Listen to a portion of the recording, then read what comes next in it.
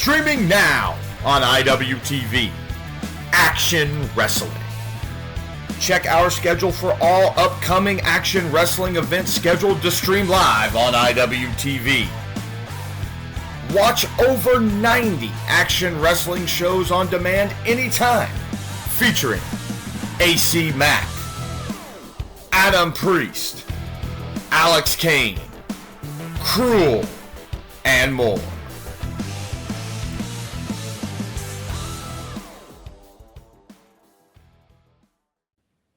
Hello and welcome to the latest episode of the Business podcast. I am your co-host, JP John Podge, with the two-man power trip. Of course, joining me is the doctor himself. The doctor is in Lavie Marg. Lavie, how you doing today, sir?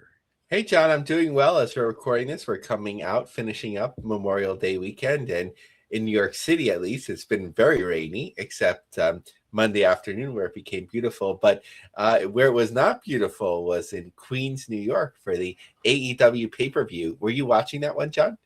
No, I did not see the pay-per-view. I heard it was a good show, but then I heard the after show was basically a complete disaster for people in New York. Man, that sucks because instead of everybody saying how, oh, great show, which supposedly was, I was reading a bunch of reviews that it was a great show. So many people were talking about how they were like left out and stranded and why the hell did the show end so late? So I'm hearing a lot of complaints that maybe we shouldn't have been hearing. Yeah, and I've taken that 7 train to watch the Mets and like for different events from time to time, but not too frequently for concerts. I saw Green Day there, but I'm not sure because when you have a Mets game or a concert, right, that's 40-something thousand people. Mm-hmm. Here, it's kind of the same complex. You know, if you go on the platform one way or another way, and this is smaller than Arthur Ashe Stadium, so 14,000 people. It must have been like an MTA screw up. That they said like certain thing was closed, a stairwell, and like people couldn't get out for a while. Well, at 1 o'clock in the morning, doesn't it close at 12? Usually, like services and stuff, as far as subways and trains. I thought it closed. So the subway is supposed to run 24/7. Oh, I didn't know that. Okay, interesting. Yeah, but you know, if it's not coordinated and they're not aware there's an event, then you know maybe there's track work or limited service or whatever. Now I know why Zoran Mamdani didn't accept the invitation, right? He didn't want people yelling at him for having such bad service. One of those things where it's like, man, that just sucks because it's like horrible PR. You know what I mean? That's just terrible. Yeah, like to have that experience. You know, I was actually thinking about it, like, because as we talked about last time, of course, Sukiban wasn't going to work out for me. I'm going to pro wrestling not too long away, like independently around here. But I was like, yeah, you know, it's kind of interesting. Like AEW, I don't connect with as much, but like, you know, the resale tickets aren't that expensive, but the weather's not so great. So I decided not to go. And I'm glad I didn't go because of all those issues. Yeah, you would have gotten screwed, Lavie. You'd still be there right now. You know, crazy. So there is so much AEW news to cover, though. I'm surprised we don't always talk AEW. I mean, we always bring them up, but this is kind of extensive here. What do we got for AEW? They got a lot going on right now. Yeah, so the thing that I want to center in is not only myAEW.com, which we talked about. I think that's for themselves an important, like, you know, to control their platform after the Triller. It's also good a hedge against the bets if they have trouble with finding a deal that they want, if their deal ends after the merger or if it's not renewed, of course, in 2028. But the thing that people got super excited about was one FW will be distributed on My AEW. So AEW, Ring of Honor, and now independent wrestling on the platform. And you know, when they asked Tony Khan to press conference first, he set the expectations to say My AEW is primarily focused on international, but we do have the domestic service, and there's a lot of great content, and we plan to feature wrestling from multiple promotions. We just added QT Marshall's promotion, but we're looking to add more promotions to My AEW and make it a hub for pro wrestling all over the world. What do you think about that, John? That seems like a great idea to me. I think that was very cool, and hopefully they add even more because this is what WB was doing. And don't let WB gobble up all the market and take that stuff. You guys got to do something similar. So I thought this is great. I like this a lot. Yeah, so like I'm definitely very positive about it, but I think it comes with challenges. But I was thinking about with WWE, right? Like when they added those like British promotions, right? What'd they do with it? Like nothing. Or TNA used to have independent wrestling like as part of its platform, on its streaming services, and what happened with that? Nothing. So it's good to be connected, and there's a lot of positives. So I actually ask Rock to break some things out that maybe we can explore a little bit more together. So Whoa. content library expansion and subscriber growth. Adding a robust slate of indie promotions provides low-cost, high-volume content to the platform. This increases perceived value for my AEW subscribers, potentially boosting signups. I think for the most part, like if somebody gets signed up for my AEW, it's because they want AEW, right? But it's good to have that additional content. I think like AEW, they have been and kind of lean into it even more. It's sort of like they are the alternative. So for people that want to seek out the alternatives, like it's good to like be that hub for it. Talent development pipeline, it sort of breaks out the territory system. Somebody can kind of stand out on something on their platform and then transition there. Or you could even depending on the relationships that you've set up, like it's like a little bit more of a formal way of putting some talent, right? Like we've heard people track how long has it been since X talent has been on AEW TV, right? And this wouldn't satisfy that fully, but if you have them under contract and you're paying them and you want to work closely with promotions in terms of development, send that talent out there. Now the challenge is before we get to negatives, but the challenge is sort of like revenue sharing. How do you pay these other companies, right? Like how would that work? But it increases the brand ecosystem and goodwill, the reach. It's not that risky for indies because it's like a stable platform. But I think you have to go slow, and I think they will. Sort of like even let's say GCW, right? Like most notable independent promotion if you wanted to grow this thing. So how would you pay them? Like what's it worthwhile to pay them? And what about the content? And this is like, independent promotions don't always make the best choices in terms of the content that they produce. What if it's too bloody? What if it's, offensive culturally? What if people, whatever it may be? Then like is AEW now on the hook for it? So you have that quality control and brand reputation. You have to figure out the finances of it. Is there viewer fatigue? Like there's so many different ways, like sometimes changing, but like YouTube risks. And then what if somebody uses a song when they're streaming and they don't have the rights to it? Can that musician now sue AEW and the Khan family because that appeared on their platform? So I'm just trying to figure out like if the risks, outweigh the rewards. Yeah, that's something definitely to think about because there's a lot of like negatives that I didn't even really think of that you were bringing up there. So yeah, for sure. And the other thing too is, which is kind of just a thought out there, they sue Triller, right? And they kind of created their own Triller. You know what I mean? In essence, so it's kind of funny when we look at it. Yeah, what's nice is that Khan can do that, but it's like a little bit different when you are the main draw for Triller. Like, what do you do with the others?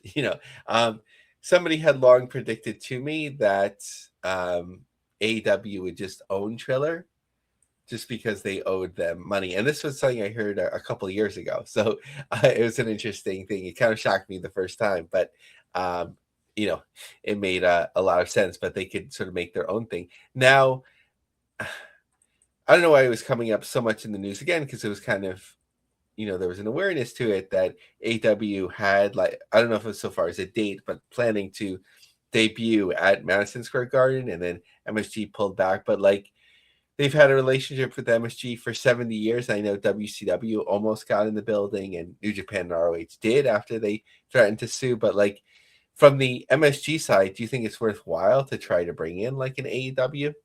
No, because they're running MSG so much now, 2 or 3 times a year. When they did that, and New Japan and ROH was able to sell it out, remember they basically stopped running there so much, and they started overdoing the Barclays Center. Triple H and Stephanie were pumping up, oh, Barclays Center, and Vince was kind of like all for it. I feel like he was blinded. Then all of a sudden that sellout happened with New Japan and ROH, and Vince, I heard, who knows, the truth, it's like was really, really upset. Like he was pissed, and he took a lot of that out on Triple H and Stephanie because he thought it was their fault because they wanted to run Barclays so much, and that like they were obsessed with Barclays and Brooklyn and doing something different. When no, you cannot do that. That's a WWF stronghold. You got to run there 2 or 3 times a year. I don't think AEW. I mean, you could try, but I don't think they should be allowed in there just because WWE runs it so much. So it's one of those things where, okay, if you don't run it for a while, then maybe somebody else will go in. But if you're there so much, hell no, shouldn't be allowed. Yeah, and that was a good point. And there's been like a couple of periods. I think that was one of them. And then I think in the mid 2000s, there was also another period where they hadn't completely given up on MSG, but it was like very, very seldom that they were there. But like for MSG, it's the most expensive building in the world to book. There's always concerts there. Obviously, they have the Knicks. I don't want to jinx them and say they're wrapping it up tonight as we record this and then sound bad, but it's looking good if somebody is a Knicks fan. But you have all of that. So the building is always in use. I don't think you need another pro wrestling company that, they don't seem like a fly by night for sure, 7 years, but you have such a relationship with WWE. But obviously more talk because outside of the travel issues, Double or Nothing at the Louis Armstrong Stadium was sold out way in advance, 14,000. They probably would have sold a few thousand more tickets. Arthur Ashe wasn't available. And then there was some controversy. I didn't know Mance Warner worked for AEW. Was his debut last night? No, he's been working for Ring of Honor. So it's like he technically is under a AEW contract, if you will, because he works for Ring of Honor. But he was a free agent. He left TNA, him and his girlfriend, Steph Delander, they quit. And they ended up basically with Ring of Honor or OH. I thought this controversy was funny with Mance because AEW was like, no, that's not true. So like Mance had to like almost be like, this happened. Like it was weird. Like, so break it down though. What the hell is going on here? Yeah, so AEW first announced Mance Warner will unfortunately not be appearing at the homecoming show per AEW's request. And then Mance Warner said, I want to clarify, AEW did not ask me to pull out of the show. My rate was never agreed upon. I sent $400 to the promoter to cover the flight costs. I'm sorry to any fans. And then even Tony Khan was like, he could work the show, if he wants. But smartly, you don't want to be stuck. Well, actually, it was only on Friday, so I don't know what his issue was, right? Because AEW was until Sunday, but maybe he just. It almost seemed like he kind of like hinted there, like, oh, I didn't get my agreed upon rate. It was almost like, oh, they offered him something, they put his name out there. It was like, whoa, wait a second here, we didn't agree. You know what I mean? Like they just kind of not lowballed him, but they gave him an amount. He didn't say yes, so they're like, oh, we asked him, and we're like, I don't know. One of those things where the communication breakdown for sure. Yeah, that's an interesting one because AEW is usually solid, but if somebody misses the show, they're usually were they the ones that called Sid on the cell phone? Oh, I don't even because that was so long ago. I don't even know. I doubt it, but I know I've been in Navy could have been, but I've been in a show here in the Northeast where a promoter did that. It was crazy because I'm like, oh, where the hell's Ahmed Johnson? Ahmed Johnson's not here. Where's Sid? Sid is not here tonight. But we do have Demolition Blast, which we were excited about. What's funny in the Northeast, like there's even guys that they kind of look like they're like former WWF wrestlers, but they're not. But it's kind of like they've just been around so long that they just get accepted. You just have to know that that's just how the cookie crumbles. So that's so that's AEW. I think the most intriguing thing to me is the myAEW.com to see the independent ecosystem. Oh, you know how that relates also that I was thinking about was that I don't have Tony Khan's quote talking about it, but he seemed positive about it, sort of like talking about potential for running some sort of domestic event during Saudi Arabia. Yeah, when WrestleMania 43 weekend. Yep. yeah. Interesting. So something like that, I could see like AEW as the anchor, and then, especially working with, the companies that you have the strongest connections with, not only New Japan, CMLL, although I'm not sure with Paradigm, right? Because, some of that crossover when they were working with companies in the WrestleMania that just passed, how much would be available to do things with. But then you'd have this service. So you could really make something of it where like AEW could sort of control the weekend and manage the main things. But obviously, just like WrestleMania weekend, you could have other promotions come in if they see it as like being viable. Do you think that Definitely there would be something where at least 10,000 people from out of town would be willing to travel, like if it became like a big alternate weekend? I think so, yeah. And I feel like it's almost like people every year for Mania, they're always willing to travel. Well, they're probably not going to Saudi Arabia, so they'll probably make a trip for whatever AEW WrestleCon, whatever they've got. Yeah, interesting. So then if you have 10 people that travel from out of town, and if you have a solid 10 in town, then you really have something, to work with. Yeah, definitely. I think it's a smart idea, and I think they need to do it. Go for it. So speaking of things we don't often talk about, John. Yeah, and I was thinking about this because I wanted to kind of see where they were at, but man, their WWE is doing house shows again. Yeah, the house shows, and they just announced as we're recording this 2 more in Canada, which we're not covering this summer. But I think that they're off to a pretty good start. Maybe my expectations are low. Just looking at so much NXT and TNA and at certain points AEW numbers, but like who knows when you come back to something where they're not, of course, certainly not premium live events, and they're not, even Raw or SmackDowns.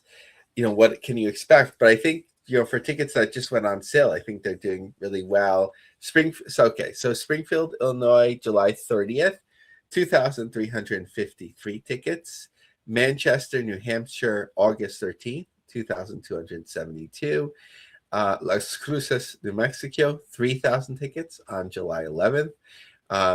Let's see. Did I say Springfield? Oh, yeah, I did say Springfield already.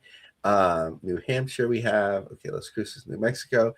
And Savannah, Georgia, August 29th, 3,326. So between, 2,200 and 3,200 tickets for tickets that just went on sale. I know that, it's not too far out, so they have to keep moving, but that seems like a good start to me, John. Definitely. I'm kind of surprised some of those numbers. They're, obviously it's a few months out and it'll go up, but I'm kind of surprised. I'm pretty impressed so far with those numbers.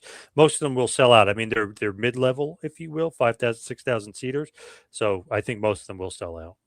Yeah, I think when they need to do house shows, if you have those type of venues, you could really look at like, so many data points, but the social media engagement from there, streaming numbers, merchandise purchase, and whatever, to have a good sense, sort of like a heat map of that sort of thing. And I imagine they're doing things like that. But NXT Live, Appalachian Wireless Arena in Pikeville, Kentucky. That is nearly 1,000 tickets on June 18th. So obviously lower expectations for that, but not too far out. But that's a venue that's, it's not so small itself. It's 5,600 tickets. I think that was where OVW was running, and I gave WrestleTix a heads up that they were running, and then everyone was kind of making fun of the numbers just because, obviously they wouldn't sell a lot of tickets, but it seems like a cool venue there in the Smoky Mountains. Yeah, definitely not so bad as far as the venue itself. I don't know about NXT drawing. I mean, they want to draw like 2,000, they're only drawing 1,000, so we'll see how they're doing. Better than OVW, that's for sure. Speaking about drawing or not drawing, what's going on with New Japan Pro Wrestling in Chicago? What's the update? Have they crossed the threshold of 3,000? Yeah, so they've crossed the 3,000 threshold now, 3,016, 90 tickets last 7 days. I think it's been like that for about 6 or 7 weeks now.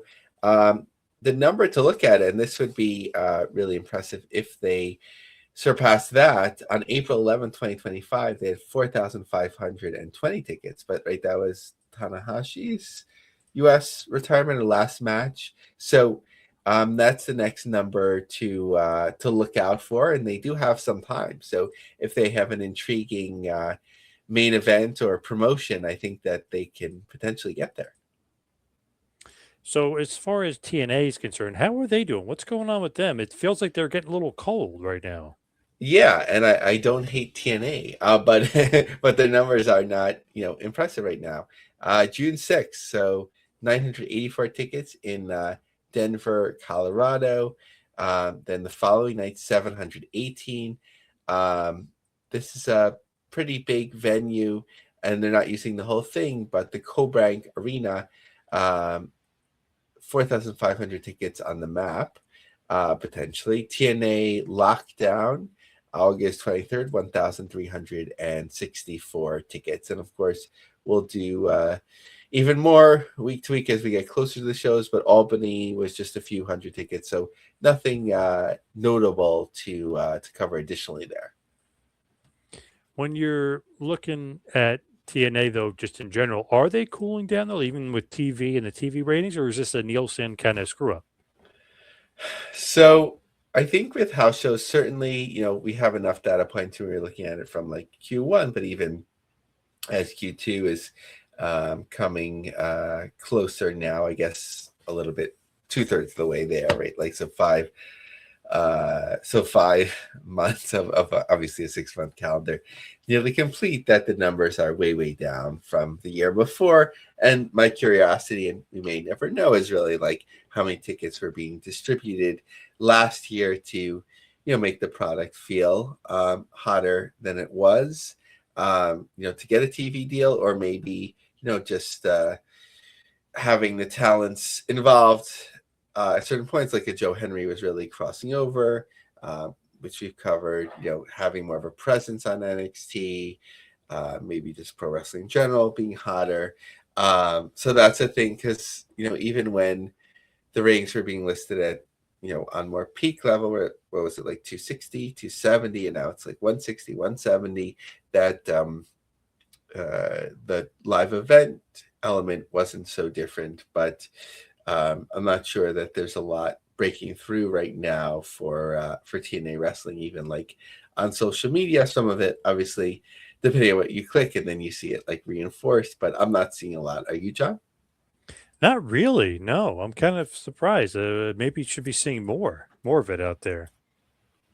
Yeah, I think they need, like, at one of the bigger shows, when people are locked down or whatever, maybe when people have their eyes on things, that that you have something that you can really get people's attention on, outside of a title change or something like that. But I was really thinking, John, like, which promotions would benefit from like a crossover. I don't think it's been done as much, or like not done to death as much recently. Like, certainly, and there's a lot of promotions, and we'll talk about GCW in a moment. Certainly, like, GCW as a disruptor, like if they would come in somewhere, that would like have an impact, and it would just be like an intriguing thing, whether it's into TNA or something like the NWA, MLW, like by its style, it would be like harder to do. So that's like one thing. Or like promotions that are like semi-national, but not the highest profile. Like, would it make sense for them to be more aligned together, like an MLW or an NWA together? I think it's just like harder and harder to break through. Yeah, that's true. And it just seems like sometimes, like, you want to mash up, you want to team up, and then I feel like a lot of them won't team up together anymore, even though maybe they should. Like maybe NWA and MLW should. But it's weird though, because sometimes you'll see New Japan, MLW team up, but I mean, like the stateside guys like aren't teaming up as much. Yeah, like the MLW stuff, and I'm sure if somebody goes to the show or watches it, you can see it more. But just like from an outside perspective, I'm not sure how much it breaks through, right? Like you have some New Japan talent passing through, and you can use the logo or CMLL talent, but like I don't know if it like creates that resonance. To me, like one of the best feuds, sort of like on the independent level, was that ROH CZW, because you had dedicated fans, and you could like even split them up on different sides and cheer for different groups, and they were kind of different in their own way. I'm sure a ton of people had gone to both shows, but there was like a different feeling like that, and one didn't have to dominate the other. I had thought about the Impact AEW thing as being a positive for both. Obviously, people have even talked about the show, how Impact was sort of like maybe resentful about it, but I think that was something that was good. But sometimes with AEW, like they're not always the best partner at that. Like, so I think like co-promotions or like feud, like if it makes sense, can really like help things to stand out. And like rarely, but when it's done well, both promotions can come out for the better for it. But you don't want to just like do it to do it, and then like when it's only your talent that remains after a few months, then you have sort of like that recovery effect. And maybe that's a little bit of it with TNA, where they don't have as much of the NXT talent like crossing over recently. Now, ROH CZW was booked so well by Mr. Gabe Sapolsky.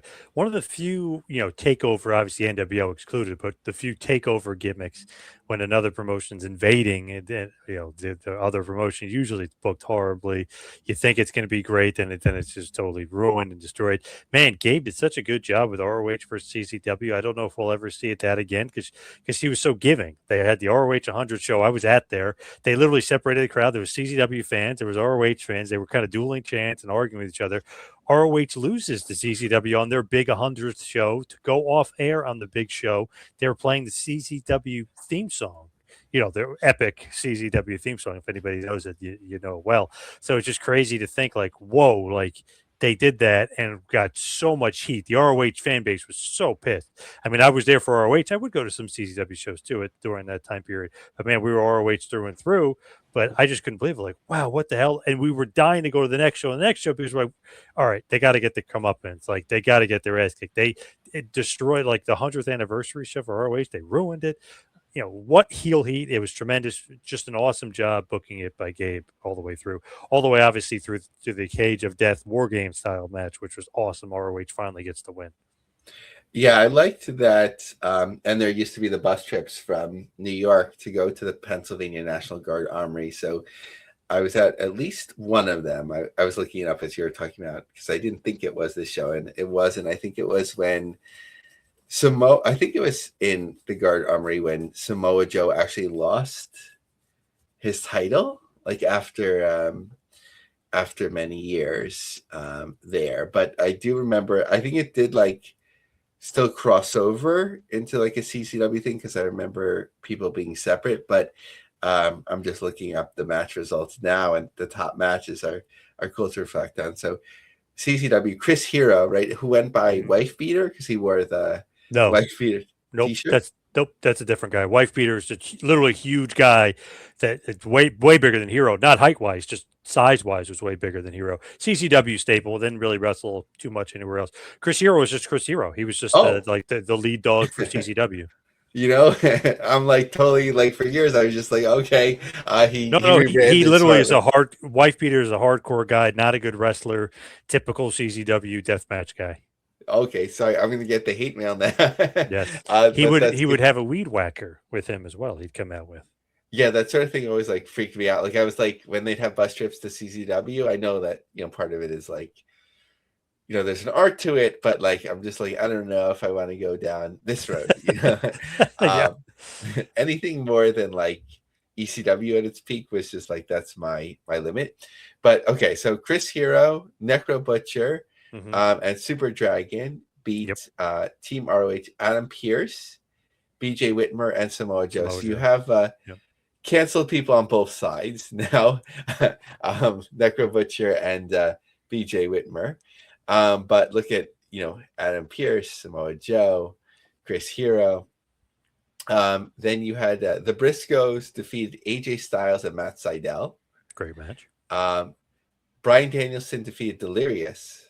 Shockingly, really good match. Danielson carried him. Yep. And Danielson had a double thing here. Yes. He beat his like title run was pretty epic at that point. He beat Colt Cabana in 5 minutes. Also, Derek Dempsey. There was another Dempsey, or is that Bobby Dempsey? No, that's his brother. I think okay. I want to say Derek was the older brother. The Derek was actually like ripped and in shape. Like he was wow, like okay. He actually like if you looked at him like wow this guy, and he had like long, almost like Thor, like long hair. He looked like Bobby Dempsey had the same type of hair too, but he just was ripped. And he's not a big guy, but for ROH he was pretty ripped. Just never made it, which is kind of surprising when you look at both of them. Bobby did more in the business than Derek. Bobby was just like, I remember noticing him like whatever it was, one of the first shows, or when he like, because he would like help set up the ring. I was like, who is this guy? But this looks like Austin Aries and Roderick Strong, Generation Next, beat the Rottweilers, Homicide and Ricky Reyes. That was just like one of their strengths. Also, like putting Homicide and Ricky Reyes together, like they just seem like legit, And then you put Rocky Romero and then Loki when he decided to show up, and they really were dominant as the Rottweilers. But Loki kind of stopped showing up after a while. Yeah, he kind of like screwed up his career. 4-quarters match: Delirious beat Jimmy Jacobs, Jimmy Rave, and Jimmy Yang. A lot of Jimmys. Yeah. Oh my god, are they all? No, three Jimmys and Delirious. Is Delirious's real name Jimmy? No, Hunter Johnson. Okay, yeah. That would have been great. But I really like Jimmy Rave a lot. In this time period, like his whole act. Yes. With Prince Nana, and I actually saw around this time Prince Nana on the subway platform at Penn Station. Oh. And he was actually wearing a Ring of Honor jacket, so he wasn't going incognito. But can't be missed. Yeah, really sad ending to Jimmy Rave's life, and so on. Yep. Later on, but it was great to see him, like, because it felt like two different worlds. Like, see some Wild Side. Yeah, definitely. Catch some of that even like on like dial-up internet back in the day, and then a few years later see him like this. Christopher Daniels beat Claudio Castagnoli. We'll skip the Rockin' Rebel, and just some other opening match stuff. But looks like a really fun card. But this doesn't seem like the type of card that would be like 7 hours long, right, John? This was like 3-4 hours. Yeah, 3 or 4 hours. Nothing too crazy. Sometimes ROH was a little crazy with those shows, but that wasn't one of them.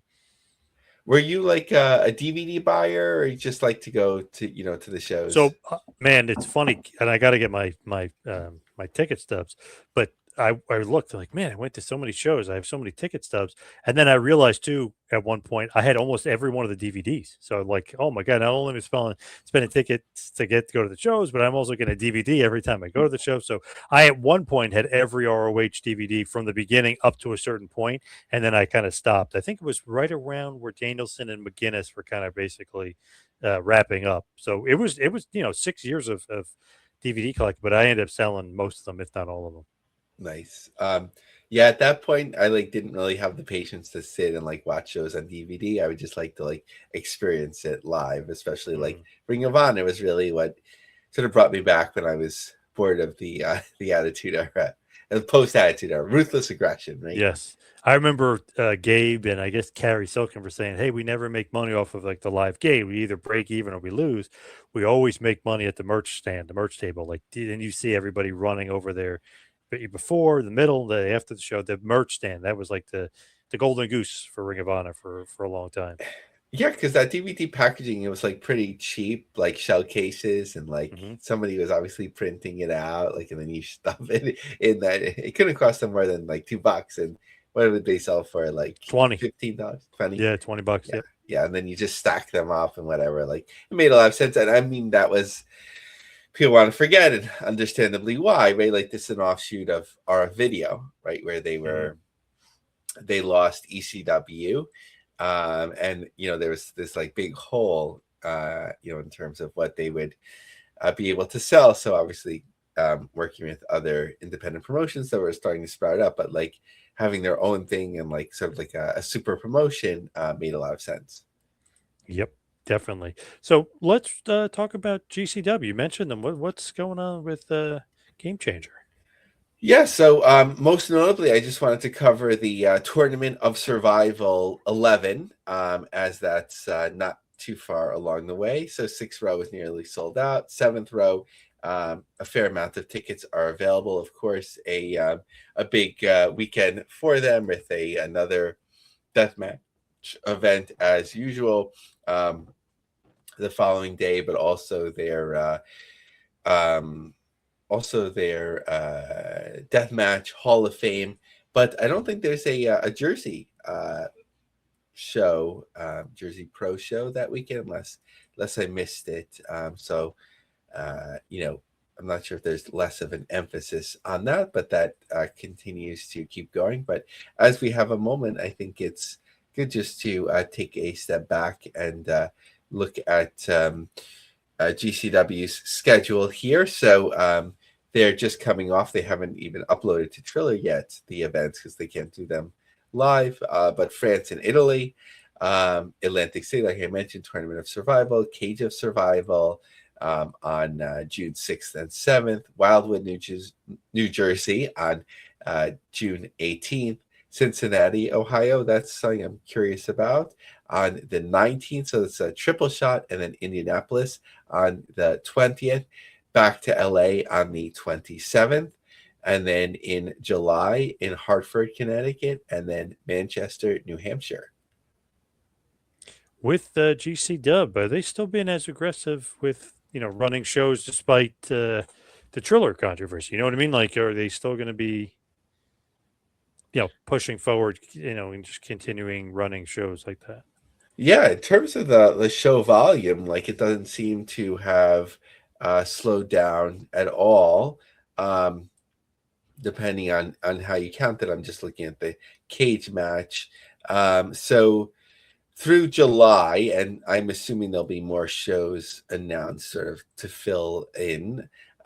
There are 40 shows on the books. So let's just see if I can go back from the start of the year to now. But let's just see if I can go back to January of 2025 so that we could get a number there. So the first show in January was listed as number 115.